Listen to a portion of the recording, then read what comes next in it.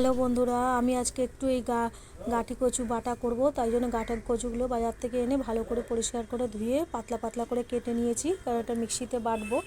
আর এতে লাগবে এই যে একটু কালো সর্ষে নিয়েছি, কাঁচা লঙ্কা আর কয়েক কোষা রসুন নিয়েছি। এগুলো সব একসাথে মিক্সিতে বেটে নেব।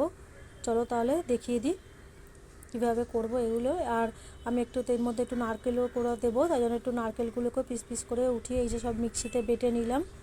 নিয়ে যে বাটা হয়ে গেছে আমার নারকেল বাটা আর কচুগুলো ওই সব কিছু দিয়ে বাটা হয়ে গেছে। এখানে কড়া বসিয়ে দিয়েছি, দিয়ে তেল গরমও হয়ে গেছে। এর মধ্যে আমি এবার কালো জিরে ফোড়ন আর হলুদ আর নুন একবারে দিয়ে দেব, কেন কচুটা যখন দেবো ওটা পাতলা, যার জন্য এর মধ্যে তেলের মধ্যে দিয়ে দিলে সবটা পুরো হয়ে যাবে। এবার আমি একটু নারকেল বাটাটা দিয়ে দিলাম, দিয়ে ভালো করে তেলের উপরে একটু নাড়াচাড়া করে ভেজে নিচ্ছি।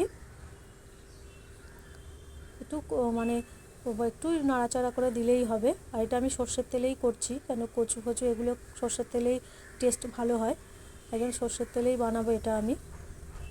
যে এবার আমি সব কচু, আদা, রসুন, লঙ্কা সব দিয়ে বাটা হয়ে গেছে। এবার এটাকে ভালো করে আমি তেলের মধ্যে ফ্রাই করে নেব।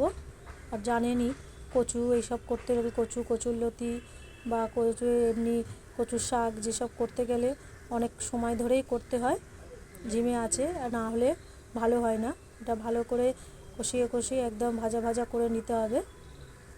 তা আমি এটাকে ভালো করে তেলের সাথে এখন কষিয়ে ভাজবো, এটা তো একটু সময় লাগবে। তাই জন্য গ্যাসটাকে একদম মিডিয়াম করে দিয়েছি, দিয়ে এটা ভালো করে আর কি ভাজা ভাজা করে নিচ্ছি, টানিয়ে নিচ্ছি।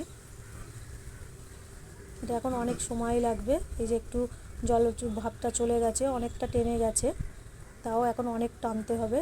যতক্ষণ না কড়া থেকে উঠে আসছে ততক্ষণ তো হবে না।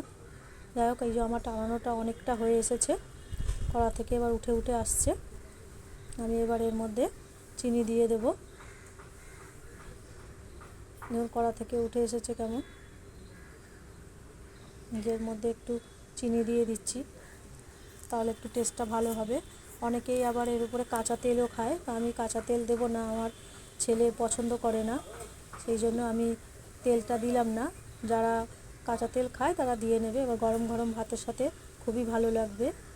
এবার আমি একটু বাদাম বাটা করব, বাদামের চাটনি আর কি। এই বাদামগুলো অনেক দিন ধরে রাখা আছে, এই বাদাম ছিল বলেই আমি আলমন্ড দিয়েই বানাচ্ছি এখানে। তার জন্য আমি একটু কিছু বাদাম নিয়েছি, আর 2 কোয়া রসুন, 2টো কাঁচা লঙ্কা আর একটা লেবু নিয়েছি, একটু টক টক হবে বলে। কাঁচা লঙ্কাটা যে যার স্বাদ মতো দেবে, আমরা খুব বেশি ঝাল খাই না, তাই জন্য 2টোই নিয়েছি। নিয়ে এগুলি আমি সব একসঙ্গে মিক্সিতে বেটে নেব।